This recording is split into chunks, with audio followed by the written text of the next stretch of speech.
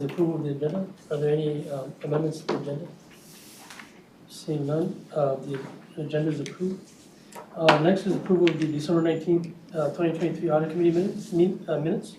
Are there any additions, corrections to the minutes?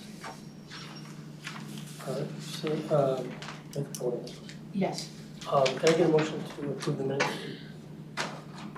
So moved. Is there a second? Second. All right, all in favor say aye. Aye. Any opposed? All right, thank you. The minutes are approved. The first business item is the state auditor's entrance exam, and we have Stephanie and Aaron. Good afternoon. My name is Stephanie Kuka. I am the audit director from the state auditor's office, and with me is Aaron Try, and he is the lead auditor. This is, we've both been on this audit for a long time, so we've seen many of your faces before. So the purpose of this meeting with you today is to provide a two-way means of communication with those charged with governance for matters related to the financial statement audit. Under staffing and administration, our staffing is going to remain pretty consistent with last year. We have a couple additional auditors this year, but you'll be hearing from mostly the same staff. And we've already started our initial audit planning, updating our system narratives, performing some of our testing. So yeah, we are well into the audit already. The next section talks about the Statement on Auditing Standards, the SAS AUC Section 260, which defines the auditor's communication with those charged with governance. Auditing standards define those charged with governance and establishes communication requirements between auditors and those charged with governance. At the Metropolitan Council, we've defined those charged with governance as the members of the Metropolitan Council and the Audit Committee.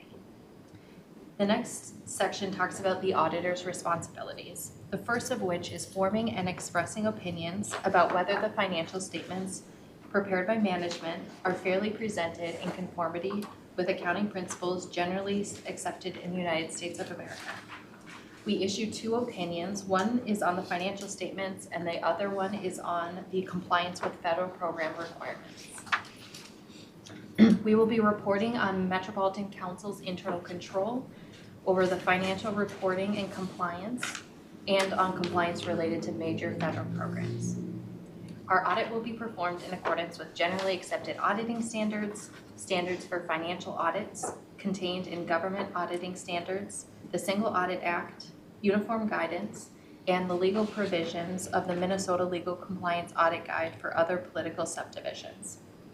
The next section talks about other services. This is where we define what non-audit services constitute and what your responsibilities versus ours are. But since we do not perform any non-audit services, we won't go over this. It's just there for your information if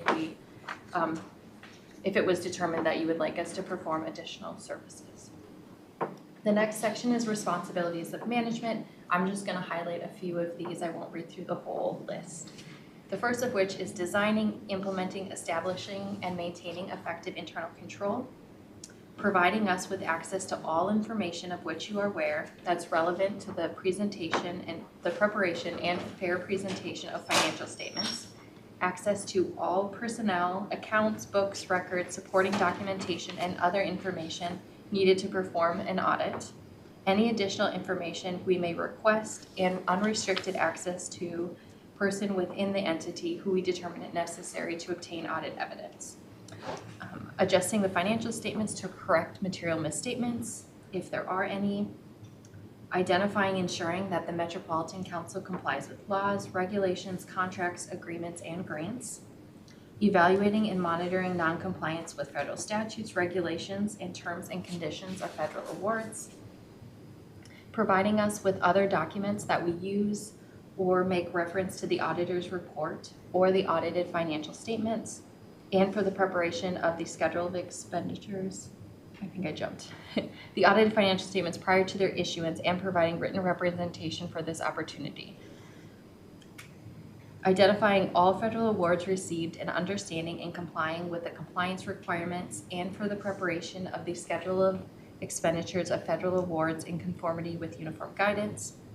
If there are any findings, providing management's views on the findings, conclusions, and recommendations, as well as your planned corrective actions. The next section talks about the scope and the timing of our audit. We will audit the basic financial statements of the Metropolitan Council for the year ended December 31st, 2023. The level of federal funding received by the council requires the audit to be a single audit, which means more than $750,000 was received. The council will again be seeking the Government Finance Officer Association, or the GFOA Certificate of Achievement for Excellence. This means that the report has to be submitted to the GFOA by June 30th of 2024. We do some additional procedures to the Financial Data Schedule, the FDS, to determine whether it's fairly stated in relation to the financial statements.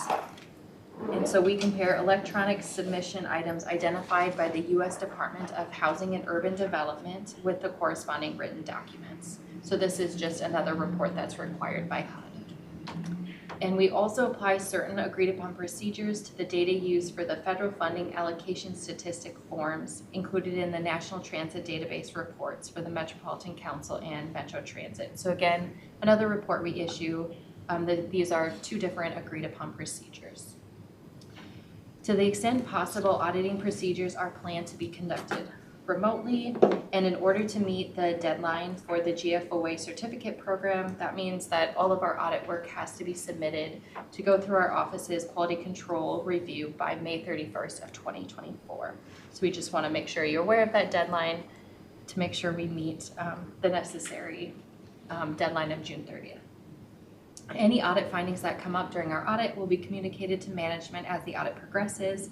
Any significant findings will be communicated at the exit meeting as well. We are currently finalizing the engagement letter. It will be sent to you very soon. Please sign and return it to us.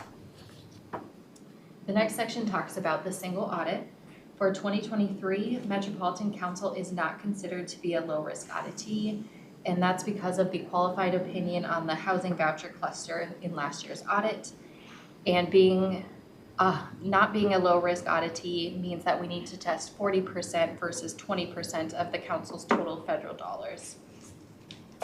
Type A programs that have not been audited in the last 2 years will have to be tested if determined to be high risk. And since the Metropolitan Council expended more than $100 million and less than $1 billion, a Type A federal program is considered any program with more than $3 million in federal expenditures, which has been fairly consistent the last few years. So the first program we will be auditing is that housing voucher cluster, and that's because of the qualified finding last year, or the qualified opinion last year. And then the other Type A program that we will be auditing is the transit cluster, and that is because of the sheer volume of that program. It's more than 60% of total federal funding at the Metropolitan Council this year. And then we anticipate, again, because that transit cluster is so large, that's going to be more than enough to meet the 40% threshold. The next section is the status of prior year findings. There was 2 findings last year. The first one was for bank reconciliations. We were unable to reconcile the December 22 bank balance to the general ledger, and the bank rec was not completed or reviewed until April. The second finding was related to the federal housing voucher cluster grant for eligibility. In our sample of 40 case files, there were 7 that were missing documentation that a criminal background check was performed.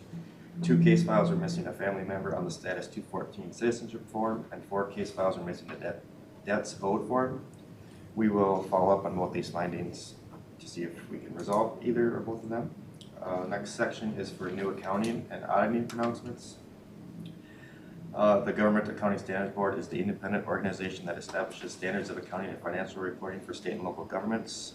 There are 2 statements that will be effective to Met Council for 2023. There's the Statement 99, the Omnibus, and Statement 100 that prescribes the accounting and financial reporting for each type of accounting change and error corrections. I don't anticipate either will have a big effect on the Council's financial statements, but we will meet with staff to determine any potential impact. Next section is Section 7.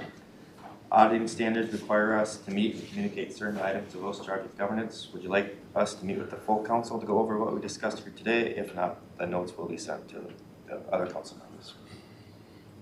We usually have notes. Okay, yeah, we historically do the notes, so we'll just stick with the notes.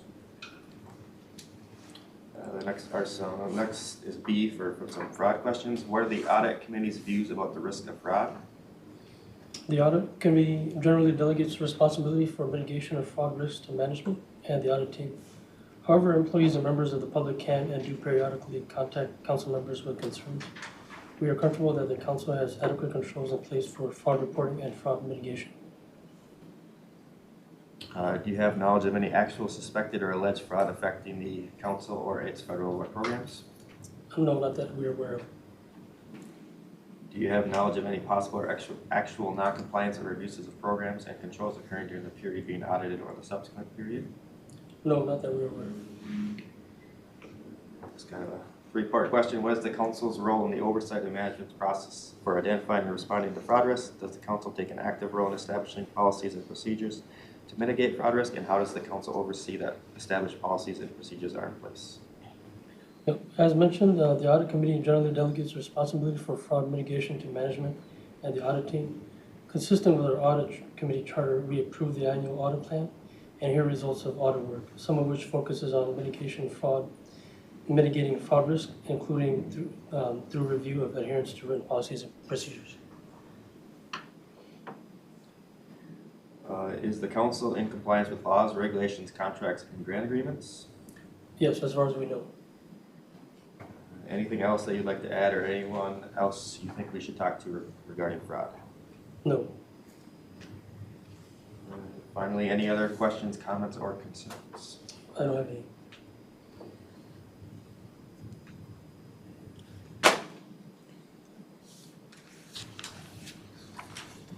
All right, well, thank you very much. If anything comes up during the course of our audit, please feel free to reach out to Matt and he can put you in contact with Aaron or myself. Thank you. Oh, yeah, sure, good. Can you remember Cosmo? Thank you, Chair.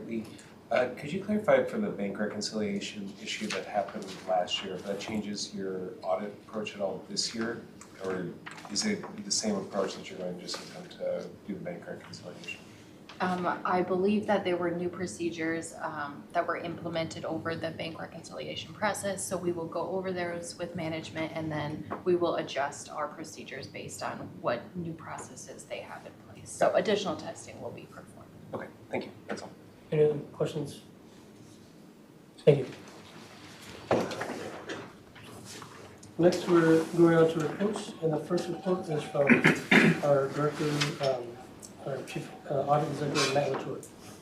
Thank you, Chair, members of the committee. Thank you all for joining us once again, our first meeting in 2024. Just wanted to take a second to, I think the last meeting we had, I announced that we were close to having a new staff member joining us. Stephen Aimee is here today. Joined a few months ago and is fitting in really nicely with our team. We look forward to working with him and getting his experience, many years of audit experience, so we're really looking forward to working with Stephen. So welcome, Stephen. Thank you. Just another note in terms of staffing, it sounds like we have 2 of our internship candidates that have accepted positions, so we'll have more announcements on that probably the next time we meet. But again, our internship program has been very successful for us and we look forward to continuing that tradition over the summer. I'm going to be relatively brief in my comments today, but just wanted to give updates on projects and some external audits and some other ongoing activities. So just a list of the projects, the audit projects we have going on internally. We're working on fuel management for our non-revenue vehicles. We're looking at an iDash system that is a HR system that Metro Transit uses for some of their HR functions. We're still in the risk assessment planning stage of that one. Same with Metro Transit customer complaint, comment and complaint process. We're still evaluating and doing a risk assessment for that one. We're looking into an audiovisual contracts at the council, and that we're in testing and getting ready to start putting our finding sheets together. Our cash room move, we're very close to being completed with that one. The cash room move has taken place and we've done our evaluations and are working on the report that we should have prepared for the next meeting. We have an audit looking at the MCUB program that is still in the very early phases, initial risk assessment planning as well. We're still looking at Green Line extension change orders. We're thinking that that will probably wrap up in the next few months here as we transition. I'll speak a little bit more about the consultant we have coming on board in a minute, but we're wrapping up and starting to draft that report. We're just starting two that Stephen is actually taking the lead on, working on risk management, workers' comp and claims process, really looking at the internal controls and documentation around those two business processes. And then the environmental services incident management governance. So they have a system they use to report incidents and do some root cause analysis. So we're going to take a look at those processes and documentation around this process as well. So a lot going on. We really try to keep the team busy with a lot of projects. As the auditors in the room know, there's an ebb and flow to these things. So there's always kind of some downtime. So we like to have a lot of projects on our plate so we can fill that time effectively, efficiently. So that's all the ongoing projects. As far as external audits go, obviously you just heard from the state auditor, that's just getting underway. We still have 2 legislative auditor reports we're anticipating this spring. One focused on the Green Line extension on financial practices, and the other looking at metro mobility. As far as I know from OLA, they are still targeting sometime in February to maybe March to get drafts to us, which it usually takes about 2 months from the time you get a draft to the time the report is issued. And that just depends on a number of factors. So looking forward to seeing those soon. We still have an audit from the Minnesota Department of Revenue and Revenue Recapture in our HRA program. We have working with MnDOT on the annual indirect cost rate review. And just a kind of this is more of a heads up, we haven't started this process yet, but our triennial audit will happen next year. And so that starts as of about November, December this year. So hard to believe it's already that time again, but we are already starting to think about the requirements and the needs that'll take place. Our team helps coordinate those efforts, and there's always training to do ahead of time. So anticipating that work later in the year. Some other activities, our team, and I expect at some point we'll probably bring a kind of an update on our strategic plan just for internal audit, to update you on the activities we've had ongoing to help implement that plan. We're still in, I think, year 2, I think it's 2023 to 2025, so we're still kind of in the middle phases of implementation, but I think try to bring a business item maybe sometime one of the 3 meetings remaining this year, or information item just on where we are with the strategic plan implementation.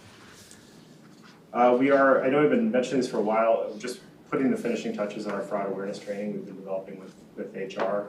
And really starting to think about broader trainings at the council and with other units about what we can have for regular cadence of trainings that all employees will take and document that they took those trainings. So I think that now that we have the tool and we have the training developed, it'll fit nicely into a broader strategy eventually. We are reviewing options to complete our peer review, as the auditors all know, and as you committee members are probably aware, we have every 5 years we have a peer review process we're required to do by IAA. We're about 5 years since our last one, so looking at some options if those of you who have been through this in any time recently, maybe some advice on what you've done. But that's something we're going to look at towards the end of the year. We are looking, IAA just issued new standards that will require some changes with internal audit functions across the world. So they just were published about a month ago, so we're still evaluating how that's going to impact us and any changes we need to make. And I'll talk about that again in a second. And then I know we've had this question a couple times, we executed a contract with Towson Solutions from Philadelphia to do our external capital project auditing work. Towson has a lot of experience in capital projects around the world. They even have an office in Panama. They've worked on the Panama Canal, which I find very interesting. But they've, I think, really pointedly, they have experience with FTA and light rail projects in Seattle, Los Angeles, and some other places. So we will welcome them in town next week on the 21st and 22nd to meet with some of our regional administration leaders that work on capital projects, and I think we've got all of the project directors for the transit projects lined up, as well as a tour of the environmental services metro plant facility where we're building an incinerator project. So really looking forward to getting them on board and up to speed with what we have in terms of our suite of capital projects starting next week. First step will be to complete a risk assessment to identify what their audit plan will be going forward. So once we get all that done, we'll bring back an audit plan that will incorporate anything that we plan to have Towson working on in the near future. So we've got we've got about, just the last thing, we got about 250,000 a year for 2 years planned, allotted, and then we'll see from there what the demand and level of interest in more audit services is for that purpose. Councilmember Barber? Thank you, Mr. Chair. So I have a question. I'm glad to hear this about the capital programs audit. We have obviously like Green Line Extension, which is more of a historical look back versus a lot of projects we're making big decisions on in the next few months. Do you anticipate with our, so we have a new Transitway Advancement Policy, incorporating that work as for some of the projects as we look that go forward as well as, you know, what we've done previously? Yeah, Mr. Chairman, members of the committee, Member Barber. Yeah, absolutely. I think what I would like them to do is really think and use their expertise of audits that they've done around the country and really develop a plan for the projects that are in the pipeline for how we're going to approach those at each phase of development. And I think importantly, like, and as committee members and as transportation committee, asking these questions about, you know, when you're interested and when these phases come up, if there's work that would help support those decisions, we're happy to hear that. So I think it would be worth, and maybe if there's time next week, we can even have you meet themselves. So, Some thoughts. yeah, but to the extent we're doing this so we can be supportive of the council and the council members' decisions. So, And I think it'll be important to look at it, like we've got light rail, BRT, AVRT, even some of our own, yeah. Committee Member Jorgensen? Thank you, Mr. Chair. Do you have a documented threshold, or what kind of thought have you put into which types of projects they might look at in terms of, you know, dollar value and things like that? Mr. Chairman, members of the committee, we've been thinking about it in terms of major capital projects. So in my head, that's always pretty clearly defined through new starts, small starts. But we will be having them speak with engineering facilities staff because bus garages are pretty big intensive capital projects as well. We're renovating our Haywood Tower coming up over the next year and a half. So I do think there'll be some opportunities where we can have them working on some of the, you know, less significant and noteworthy projects. However, we also have to balance what our internal audit staff can do along with the consultants. So I expect we'll learn from them a little bit too and how they do things and maybe leverage their expertise when we need it on some of the projects that we lead as well. Okay, other questions from Matt? Good question. And just the last thing I wanted to mention in my director's report is we've scheduled a workshop for the audit committee for March 29th. So I think this is an opportunity for the committee members. I think we're going to invite some others too to come and think about, you know, how we want this committee, what this committee can, what their roles and responsibilities, what you want to see in front of you. I'm not coming into this with a preconceived notion that we're doing things incorrectly, but there's always opportunities, especially when you have experienced committee members, to stop, reflect, and see if there's ways we can do better, whether we can change the contents of these meetings, the frequency, and just others that come to these meetings. So I just encourage you to reach out to me before the meeting, so if there's things that are on your mind, I can make sure that's part of the agenda. I'm still working on what the first, and you know, we only were able to get 2 hours, and that's okay. We'll start there and then see if we need to do more.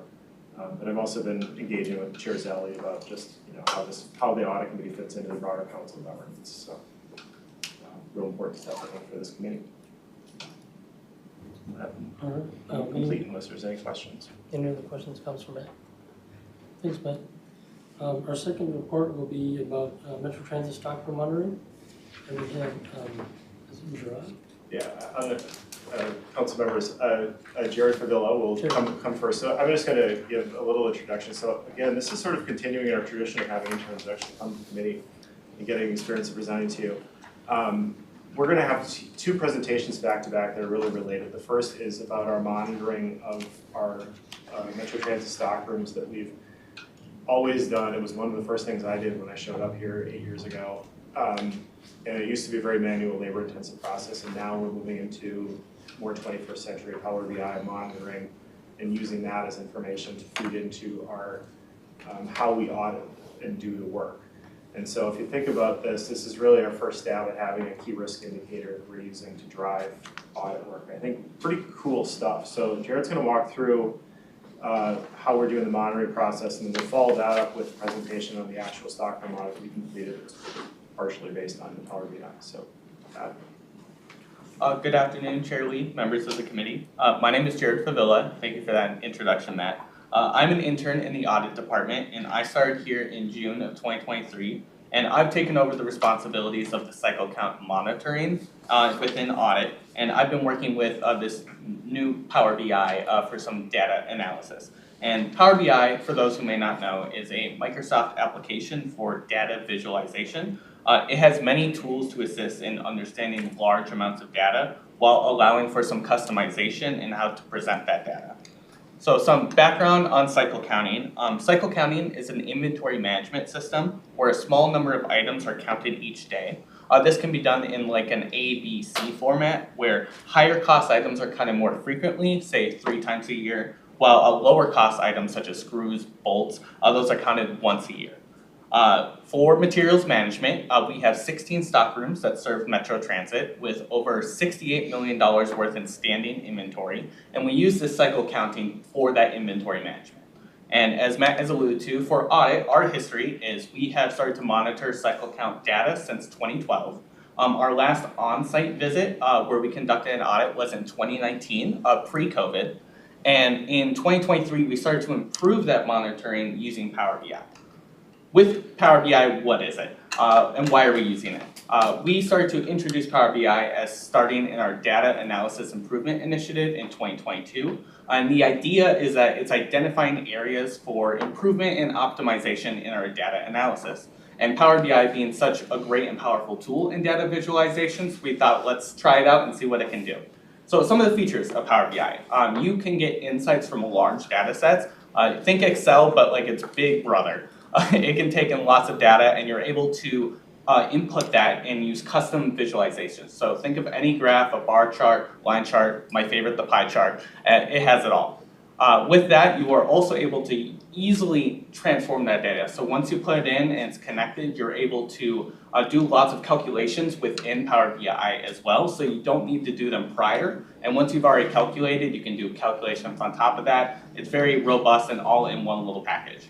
And my favorite part about Power BI is that it's very interactive. So once you've got the data in there, you can play around with some of the date time, for instance. So let's say I want to look at East Metro on June 1st, 2021. I can click that and I can see that information by itself, and everything else will filter around inside that. So it's really good for cause and root analysis. So over the next hour or so, we're going to talk about a lot of terms and definitions. So some of the main ones that we're going to talk about are the stock keeping units. These are unique identifiers used to track specific item types. We refer to these as SKUs. And with these SKUs, we have variance rates. These are the percentage of SKUs with incorrect quantities. With those variance rates, we have our anticipated variance. So the average SKU variance rate based on historical trends. Now, this is not to say we expect it or that we want it, for instance, but just based on human error, based on how many stock rooms we have and how much inventory we have going in and out every day, there's bound to be just a little bit of variance. Financially, we have our net cost adjustment, which is the total summed cost change, and our total cost variance, which is the absolute cost difference. So for those who may not know the difference between absolute value, net cost, let's say we are down $10 in screws, but up $10 in bolts, our net would be back to zero. We're up 10, down 10, kind of equals out. Our total cost, on the other hand, is just how much we are off in general, whether positive or negative. So if we're down 10 and up 10, that means we're off by a total of $20 in total. And for materials management, it's really good to understand how much you're off in general along with the net so you can get a better understanding and context of the situation. As part of materials management cycle counting, they have introduced the cycle count error research reports, CCERs. These are research reports for variances above $50 or over 10 items. These automatically trigger in the CCER system through TXBase, but the stock keeper still has to investigate them as well. So we talked a little bit about Power BI and cycle counting. What do we do before that? So every month we would receive an automated email in PDF format of a report summary of the cycle counts. We would then comb through that and look for the skew variances. We would manually enter that into our own Excel sheet where we would keep track of the dates, the stock rooms, which items were missing, and those variance rates. We would then take from that Excel sheet into step 3 and move it into another Excel sheet of summary statistics. This was using a bunch of fancy Excel formulas to kind of calculate all that for us. Some of the cons of this system is that it's very labor and time intensive. For an auditor, even a senior auditor who's familiar with this would take anywhere between 6 to 8 hours. So sometimes a full day's worth of time and labor. The second part about that is looking through it, there might be some errors in the report. This doesn't always happen, but if there is human error, if you miss it between analyzing the PDF, putting it into this Excel sheet, moving it into the summary statistics, there's a lot more steps where something could be typed in wrong or something could be misunderstood. And when you have a bunch of Excel formulas, that can make a whole mess entirely. In essence, it's not very user-friendly. It takes a lot of time, effort, more time doing data entry than actually data analysis. So we kind of talked a little bit about the timeline, but here's just a representation of that. So in 2012 is when Audit started to monitor that cycle count data. In 2019 was our last pre-COVID on-site. 2020 is when Materials Management moved those CCERs. They were on paper originally, but they moved them to SharePoint. And being online in SharePoint, we're able to take that into an Excel format as well, so it makes it easier to analyze and look up at whenever we need to look at it. In 2022 is when Audit began that data analysis improvement initiative. And 2023 of just last year is when we started to switch to Power BI for those monthly cycle count monitoring. And it is when we conducted our on-site, which we will go into further detail in just a moment. So with old cycle count monitoring, with Power BI, what does it look like now? What are we doing? We still receive that monthly monitoring data, but alongside a PDF, we also receive an Excel document. It was a request in 2020 to just kind of make sure that we're not spending so much time just scrolling through PDFs. So now we have both. Our second step is we still copy from that new Excel sheet into a master summary spreadsheet that's connected directly to Power BI. So as soon as data is in there and you refresh the connection, it automatically updates, so there's no worry on a lag time or anything like that. Third step is, since we do still have those PDFs that we get, we like to verify that inventory system accuracy. This is the longer part of the process, but it's just a quick analysis of like, hey, that number looked really weird. I just need to check that out. It's just more of a making sure we're keeping up our data reliability.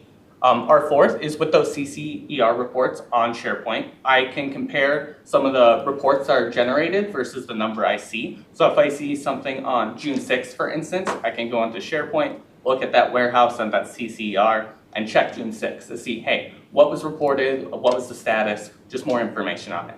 And fifthly, every month I will distribute a monthly report to internal audit just based on some of the findings, some of the trends, or some of the variances that went way down or some of the variances that went way up. It's just more to keep everyone on the same page. So with Power BI, this is kind of what it would look like in a monthly example. And it may look like there's a lot on here, and that's the point. The idea is that it condenses everything into one area where we can look at everything at once. It also allows for filtering. So for example, I could click on Haywood and I could click on the 10th, and that would give me a scoped down version of that data I'm looking at rather than having to dig through it myself. I can also select multiple warehouses. Say I want to look at South and Brake Shop in particular. I can control click and then both of those will show up, so it's only them. And what we're looking at here with these percentages is the skew variance rate that I had mentioned before. And too high of a variance means that there's a lot of items that do not match in our inventory. And always being zero, some warehouses have had an indication of that. That means a perfect inventory. Nothing's incorrect, nothing's wrong. And with that, we would love perfect inventory all the time, but that's just not the reality of it. So when we see those zeros as well, it's a good idea to take a look at those. And the main thing that I like about this, for example, is we are able to look at that cost and quantity. So throughout the month, for instance, I'm able to see there was a spike around the 8th in quantity and around a spike on the 27th in cost. So I can focus in on those and look at the reports around that time to kind of get a better context of it. So talking a lot about Power BI, what are the actual improvements that we see? The first major one that I've mentioned is the increase of time efficiency. I mentioned 6 to 8 hours for a senior auditor to do this. For Power BI, this takes nowhere more than 20 minutes. It also allows for trend analysis over time. So as you saw in that previous report, I'm able to look throughout the month. I'm also, now we have 2023 as a whole in Power BI, so I can look over the whole year. And in the future, we'll be able to compare year to year, decade to decade as well. It also increases outlier visibility. I'm able to visually see, hey, that day or that month looks a little wonky. I'm gonna take a little look at that. And it also simplifies comparative analysis. I'm able to compare break shop on June to December to January very simply, all in one cohesive package. And I will now hand it off to my colleagues for the audit report for the stockrooms. Nick, Brynna, Guptan, and Sydney. Not Nick, apologies.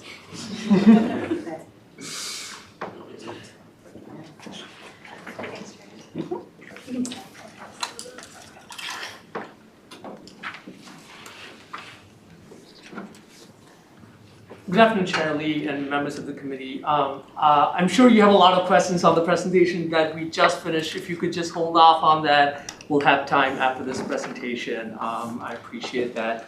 My name is Guptan Kaplingat, and I'm here with my colleague Brynna Bargfield and Sydney Kloster to present our results for our on-site stockroom inventory audit. I want to take a moment to acknowledge our team from MT Finance. They're here to answer any questions if you may have after our presentation. Especially, I want to thank Materials Management team for their participation. These audits take a considerable amount of their time, and I'm grateful for their participation as well. We also talked with SI, Strategic Initiative, and also bus maintenance as part of this audit, so I just want to acknowledge them as well. So now just moving on to our objectives. Audit had two main objectives for this audit. The first one is to evaluate the accuracy of the inventory records, and the second part is to ensure that internal policies and procedures are documented and consistently followed. Thank you, Ryan. Based on our historical trend, we usually anticipate a skew variance between 3 to 5%. And as part of our internal monitoring process, we found that there was considerably high skew variances in the month of June, July, and August. This prompted us to initiate an audit in the month of August. Moving on to methodology. Audit looked at 6 stockrooms. 4 of them were based on high skew variances. One, the East Metro 3336, was based on the fact that it consistently reported 0 variance over a period of a month. And last but not least, North Loop, which was a new stockroom in the North Loop garage. So that's the 6 stockrooms that we selected. Audit used stratified random sampling to select 100% of items over $5,000 and also to exclude any item under $50. Audit physically verified and compared stockroom actual items against computer values. Last but not least, we also looked at the process of researching errors, which is the root cause analysis method that the materials management uses to find the reason behind the discrepancy. I will now hand it over to Brynna to discuss the results and the first 2 observations. Thanks, Guptan. First, I'd like to apologize for this visual getting a little bit cut off here. If you'd like to refer to a version of this in the report, you can see one on page 11, or Appendix B on page 24 has a bigger summary table. Overall, we set out 97% of what we set out to find. This is in terms of the item accuracy, so the quantity of items, and then value accuracy, similarly right around 97% of the dollar value that we set out to find, we did see. Skew accuracy, we saw that was closer to 92%, but if you have an item where maybe you have 20 screws and one of them is off, that's still going to contribute to your skew accuracy. And I'd also like to point out we counted nearly $3 million worth of items. So again, seeing 97% of that is, I'm happy that we found about $3 million. So going into more specific observations, the first one relates to physical access. So Guptan and Jarrod mentioned briefly the CCE research process. And for the items where we had discrepancies during the on-site, stock keepers followed up and performed the same error research that they do for their errors throughout their course of their work. We found that more than 50% of the on-site discrepancies had either an unknown cause or the cause was determined to be undocumented removal. And we saw that these two causes tended to be higher in areas with lower amounts of physical security. There was at least one instance where we saw a non-stock keeper entering the stockroom to access an item. In that situation, the stock keeper did intercept them to give them the item, but that was a trend that we saw. So based on that, we recommend, one, establishing a threshold of what is an acceptable amount of discrepancies with unknown or undocumented causes, and using that information to target interventions. Secondly, we understand that there are plans for a future consolidated warehouse to merge some of the smaller stock rooms. And in the meantime, we would like materials management to identify cost-beneficial interventions that can improve physical security, again, to address the unknown and undocumented concerns. We heard from materials management that they agree that establishing thresholds and working on monitoring is a good idea. It will, however, take some time to get that set up. This next observation is specific just to East Metro. So East Metro is a very large stockroom. It has a very high volume of transactions throughout the year. And over the course of 2023, there were many months where it reported 0% SKU variance. So the average for 2023 was about 0.5%, but our on-site SKU variance was 9.5%. We found out through conversations that there was a former stock keeper who focused more on fixing errors as they were found rather than reporting them into the system. And so our recommendations are, as that attitude may have persisted, one, retrain stock keepers at East Metro, and then continue to monitor all cycle count data, again, not just for high variances, but for low variances. Management response, they worked and they had retraining that took place at the end of 2023. And then again, the monitoring will take some time to set up, but management agreed with that one as well. Thanks.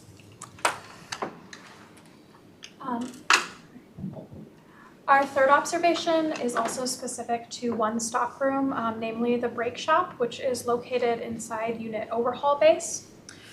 Unit Overhaul Base manufactures parts, and this is relevant towards our finding. The brake shop was chosen due to its high level of variance over the 3 months preceding, topping out at around 25%. That matched the amount of SKU variance we found on our on-site, which was 25%. Of that SKU variance, 12% was made of brake shoes, which are actually manufactured at Unit Overhaul Base. And these made up a disproportionate amount of both the quantity and the cash variance, which you can see on the chart. So approximately 77% of the cash variance was made up by these brake shoes, amounting for around $50,000 of the discrepancy that we noticed. So upon further conversation, we now know that when manufactured parts, such as brake shoes, were being completed, they were not being reintegrated into the physical inventory. When work orders were closed, as in these manufactured parts were finished, they would automatically be returned to the electronic inventory, but not get returned to the shop. Instead, technicians who were looking to save time and who work closely with the technicians who repair buses were handing these brake shoes directly to the technicians responsible for repairing the buses. So Bypassing the inventory system like this obviously leads to inaccurate financial records, but it can also impact vehicle maintenance and repair tracking and warranty management. So in light of all of this, we recommend that the policy and procedures be updated to support the tracking of these types of parts. Bus maintenance and materials management very proactively implemented a policy right after our audit in January that will make brake shoes, once they are finished being manufactured, they will be returned to the central inventory. And then when they're needed for a repair at overhaul base, they will then be issued back to the brake shop stockroom. Our fourth observation relates to the cycle count error research reports, which are those root cause analysis we've touched on a couple times. This was a new addition to our audit. In the past, we haven't looked at these since they were on paper, but they're more accessible to us. And in the course of our review, we found that there is some small changes that can be made to greatly increase the data reliability of these reports and also improve our data analysis. So the first thing we recommend is restricting the user editing fields of those that are automatically generated by TXBase. These are things like the item quantity and the item value. So the stock keeper who is performing the research could edit these quantities, which limited the reliability of the data on the report. We also recommend marking fields as required or optional. We found that some reports did not have associated work order numbers or transaction numbers that could help support the resolution. And so a lot of these reports had areas where they were incomplete. We also recommend adding fields that indicate the overall cause of the error and as well as the post-research quantity. So this would help us identify trends and also the overall losses or overages. So, and management response is open to this. This will also help support some of our other recommendations to improve overall monitoring of the CCRs. And just overall, in summary, although our SKU variances were high at some of these warehouses, we're very satisfied that we were able to find 97% of items. And we're very optimistic about some of the inventory control measures we've seen, especially at our new North Loop garage with vertical lift modules, and also with the prospect of the consolidated warehouse. In the meantime, materials management has been very responsive in reformulating policies such that to support a better and more accurate inventory. And with that, I'd like to open it up for any questions for either Jarrod, who's handling our monitoring, or our team. Any questions, comments from the presenters? Good. I have two different questions, I think, Chair. So first, related to the access management, this wouldn't surprise Auditor LaTour, because I've asked questions on this in the past, but thinking about the access management to the TX-based system itself. So I understand that you're talking about the restricting of access on the fields once the TX-based system creates the CCR report. But have we looked at the IT general controls, access management, those types of things around the TX-based system itself? My concern, just to kind of explain this, would be that if someone could edit within the TX-based system, right, you could steal an item and just remove that from the inventory and there'd be no record of it if I'm following you correctly. So that's what I'm asking about. Yeah. We didn't look at the IT general controls as this, like for this audit, but I think I would hand it off to Matt to talk more about what we're going to be doing in the future surrounding IT controls. Mr. Chair, members of the committee, the last time we looked at TX-Base was, I think, 2018, 2019. It is a system that is due for retirement through our BPSI initiative. And so, yes, I agree with you on the need to ensure that we have proper controls around access and editing. I think it's probably a future focus, really, because at this point, I think TX-Base is one of those systems that, I know others can comment on this, but we're really focused on the next thing rather than, TX-Base is 25 years past support. So Thank you, Chair the Auditor. That helps, and just knowing that you've looked at the kind of general controls in the past. I mean, obviously, we can't have perfect audit coverage on, where we check everything every year or whatever it might be, but I'm glad that that's been reviewed in the past, so you have some comfort on the accuracy of that data. My other question, if I may, so it relates to the BI monitoring and some of your recommendations on them, on management improving its monitoring. Has there been discussion about providing any of those BI monitoring reports to management, or how they could potentially leverage those? Because it seems like that would be a really good, continuous monitoring control for management to be able to leverage. I mean, they look great, I'll tell you that. The reports look great. Yeah, so we haven't shared these yet because these were in initial development and we were ensuring data accuracy. And in fact, we hope to actually make them automated in the future. So as Jarrod was describing, we currently have them in an Excel sheet where then it automatically refreshes. We're hoping to get it to the point where it can be directly connected to the database and just refresh. But that being said, we're more than happy once it's finalized to share our data. And of course, one of our recommendations was related to CCR reports, which we haven't started monitoring in Power BI yet due to the data limitations that we talked about. But if we do get to that point, more than happy to.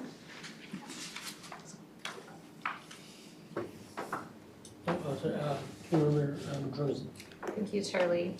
So as far as the consolidated warehouse, it sounds like there's a 3-year timeline perhaps for making that operational. So would you all then make a note to plan to share once that project is up and we've got this consolidated warehouse?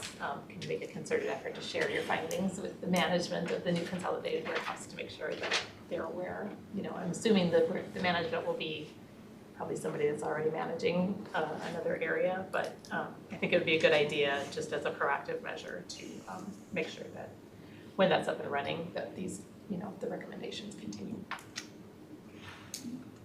Shirley, members of the committee, we do have Chris here. We don't know much more about the consolidated warehouse, but so I think if you wanted to speak to it. You're welcome to join us. Hi, Chair, and committee members. I'm Chris Sager. I manage Metropolitan's General Management Department. That's right. I just want to say 3 years is accurate. We're hoping also that the audit group, and I'm sure they will also audit our processes before we even start. To consolidate our warehouse, it's going to take about a year of moving parts back and forth, which every time that you touch a part, there's an opportunity for error. So we're hoping that audit will not just audit the end product, but also the process. Thank you, Councilmember Bargfield. Thank you, Mr. Chair. My comment kind of feeds off of this discussion about consolidated warehouses. I do a lot of work in operations, and sometimes people think that's a solution to everything, and sometimes it becomes a bigger problem, especially for facilitating timely repairs and things like that. So I have some concerns about it. So I'd like to hear more as we're doing this, because like I said, it doesn't always result in what you're looking for, because when you're tracking that inventory that way, you might end up missing things or not having things available for repairs at the time you need things for repairs and all of that. So it leads to different kinds of complications, I guess. And then, so this seems very bus garage focused, and are we doing something similar with LRT? Chair Lee, committee member Barger, members of the committee. When we are looking at our cycle count monitoring, that does include LRV warehouses, as well as a North Star facility. It's just with the sample that we had this time, we didn't include those. Any other questions or comments? All right, seeing none, thank you for the presentation. And our last report is the audit follow-up. We have Nicholas, Tim, Aimee, and Brynna again.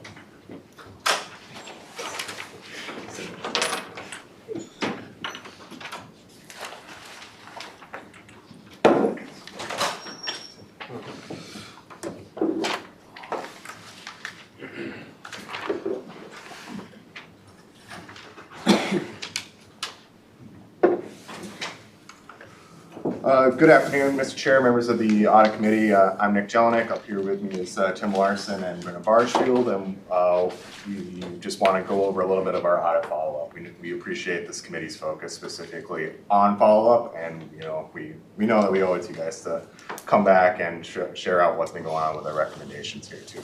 So I'm just gonna give you a brief overview of kind of where we're at, and then we're gonna go into a little bit more detail on 4 different audits: the job classification, paper checks, vendor file, and then the MTPD LASSO contract. So just to kind of give you an idea of where we're at, so we've closed 69 out of 124 recommendations out over the past 4 years. So the rest of that is still open. We're working on closing out that remaining 45% here, but about 30% of that is still not due. So those are the ones that are like in the 2020 column, 2023 column here that we're working still with management to kind of work and implement those too. A couple of notes on this table here. I want to point out for 2021, 17 out of those 18 there are for some of our IT audits. So I know that we'll be talking a little bit more about IT later today. So the other part here is on the 2022. That's most of these audits. So you'll be hearing about that a little bit more in depth now. So we're still working on closing these out. We're working with management on our follow-up processes, and we're always working to improve our own internal follow-up as well. With that, we'll just kind of get started in here on job classification. So just a quick reminder and overview. The objective of that audit was to review our job evaluation and classification procedure, along with all the documents, the processes, the procedures associated with it. So we did not, however, in that audit cover anything to do with salary administration in that specific audit. So our audit had 4 observations, which are summarized there up on the screen. So our job, just as a quick reminder, our job evaluation request and position control worksheets were missing and incomplete and had some incorrect documentation. Our managers felt that the classification process was not transparent and it wasn't really well communicated. On the bright side, most of our classifications generally had the correct grades, but we had some exceptions that we needed to address.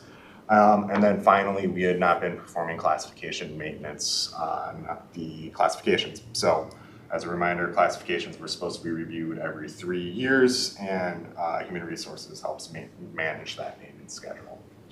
So with that, just to kind of go over here, most of these updates are according to our conversations with Human Resources. So I'm working with our business, the manager of our business partners, to get documentation to help support that the corrective actions have actually been completed. So our 3 out of the 4 are still open, and we're still working on implementing the recommendations here. So just to kind of go down the list, our first one here to address the documentation was for HR to improve the documentation and consolidate their forms. And they're currently working with information services specifically on the job evaluation request form and improving that process. And then they're working with regional administration communications to help roll that process out. So as of right now, they're anticipating a late Q1, early Q2, completion date. On the next piece here on the communication, this one is closed and has been implemented. HR has worked to make new presentation templates for those managers coming to the classification committee, and they've also held an Ask HR session specifically on the classification process, which we also attended at that time. So that one is closed. Up next here we have the salary grades. It's open, it's partially implemented, so some of the positions have been reviewed and others are still in progress. Some of these are kind of part of a broader job study, but they're working on addressing those. The other part here is that they have inactivated the positions that we're no longer currently using, so that has been addressed, and they have created updated language here for the non-represented plan, but as we are still in active negotiations with most of the bargaining units, that has not been introduced here. So once that language is in there, then we can kind of close that one out. Finally here, the recommendation for the maintenance, recommendation was to create and maintain that schedule for active position classifications and also facilitate the review. per HR, they've reviewed the 800 plus code job classifications. They're updating the last review dates. They're working on purchasing some new software too to kind of help administer this piece. And we're still working to make sure that these pieces have been completed. So that's going to stay open until we actually see the work has been completed. So as of right now, they have a Q3 anticipated completion date, but we'll keep you updated as we look to close this audit out. So with that, I'll hand it off to Tim unless there's any. You wanted to pause? Do we want to do questions at the end, Mr. Chair, or? Yeah, sure. Any questions so far for me? Okay, sweet. I'll hand it off to Tim. Thank you. So I'm going to go over paper check and then follow up with vendor file, and there is quite a bit of overlap, so bear with me. So the objective, again, as a refresher for the paper check processing audit, was to determine if we had controls to prevent or limit check fraud, in addition to seeing what best practices were being implemented. And we had two observations, and one is that we were not following best practices, specifically that we were still issuing paper checks, and that's just right for fraud. And then there were some controls within the printing facility that we made recommendations on as well. So again, the recommendation was to eliminate paper check use and identify exceptions. This is partially implemented. Policy and procedure was updated. However, there's still ongoing discussions with various departments that the CFO is having. And there's a little bit of pushback. People still want to use paper checks for various reasons. So conversation's still ongoing as far as we know. And then as far as the printing facility, those actions have been closed out. So there was a camera that we requested be implemented. There were a handful of items in a safe that we asked to have inventoried and cataloged, and then reviewing the access, who has access to the facility or the printing facility, and then updating that access as necessary. So if there aren't any questions on that one, I'll move on to vendor file. Any questions? Okay. So objectives for vendor file audit was to ensure that information was accurate in the vendor file. We didn't have any duplicate vendors. Maintenance was being performed, and again, looking to see what best practices were implemented. And we had a number of observations for this one. There was duplication of the process across 3 departments. There was duplication in data entry. There were data entry errors with the files themselves. We did have duplicate vendor files in the system.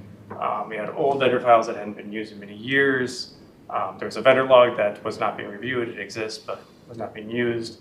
Conflict of interests were not being reviewed or not consistently being reviewed. Then we had some private confidential data that was available, let's say. So I will preface this, the follow-up with, there is a meeting scheduled for the beginning of March. We're going to bring in all stakeholders again to do more of a formal where we at, because we know that this hit some hiccups along the way, particularly with consolidation of efforts between the 3 departments, as well as trying to implement or reduce some of the duplication via the BPSI project.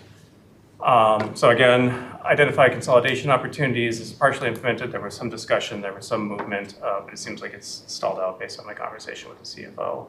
And then meeting with the BPSI indicated that, as far as I have heard, has not happened. And then in regards to updates to policies and procedures and even work instructions for vendor changes and maintenance in the maintenance section, there are a number of documents that have been updated, and there are another handful of documents that I was able to identify on MedNet. However, I do not know the status of what those documents are on MedNet. I did request that the procurement director review those and provide an update on where those are at.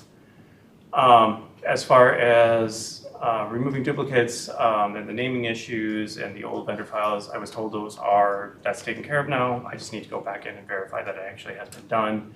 Similarly, with the conflicts of interest policy, I saw that was updated, and then indicators and training is being provided. But again, I need to go back and verify that it's actually being done.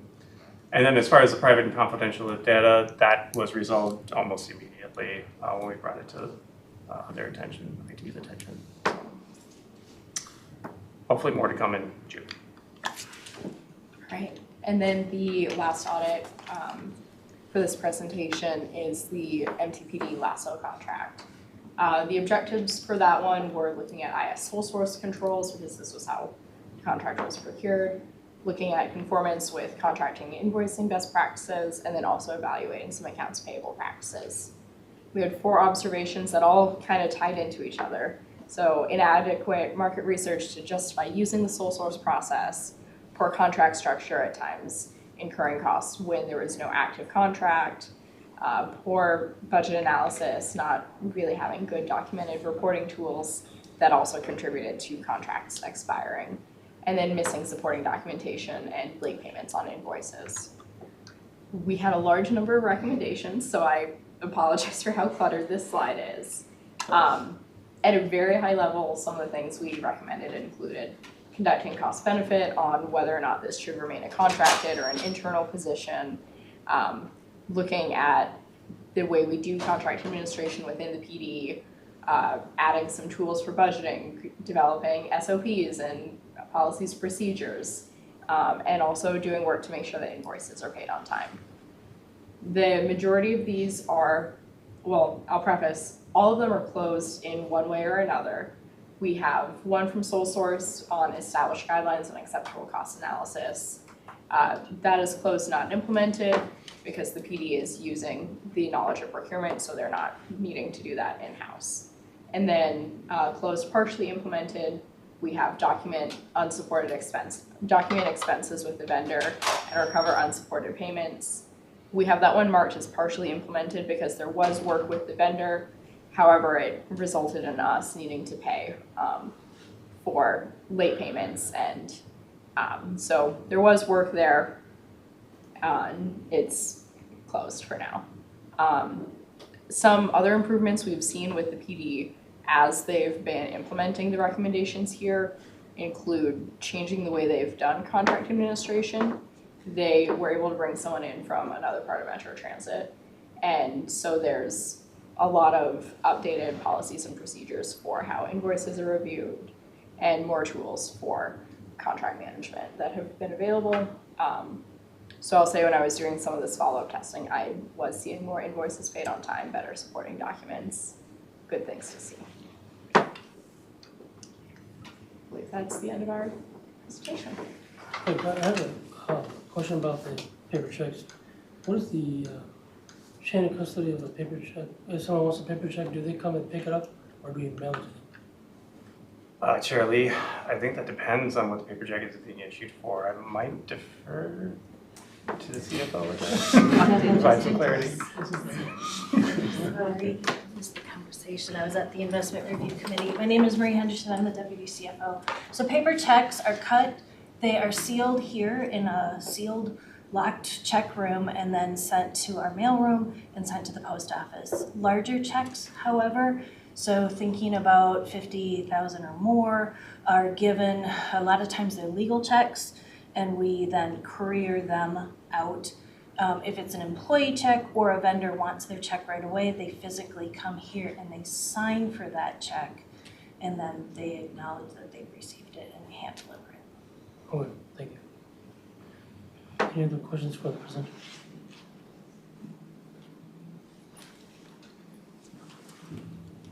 All right, well, thanks everyone. That was the end of our reports.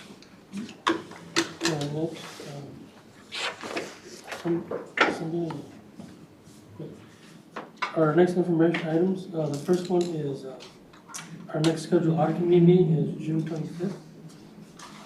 So that one is scheduled already, so we don't have to wait for an email from Tammy to figure that out.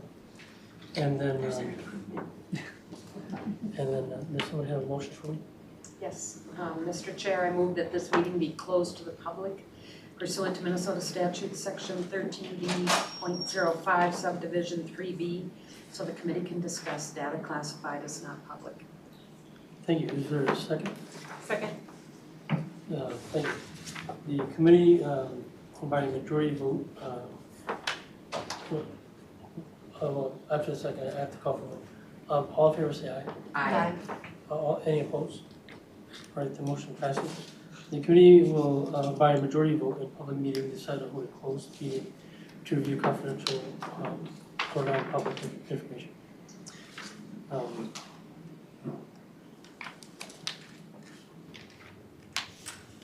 So what we're going to do is we're going to adjourn the regular meeting here, and then we're gonna enter the closed session. And then we'll take a minute break for folks who might need to use the bathroom and get some more refreshments. And then- Not to return to the committee. Oh, and we're not returning back to the regular meeting of the audit committee. Okay. This is what we say. Thank you, Greg.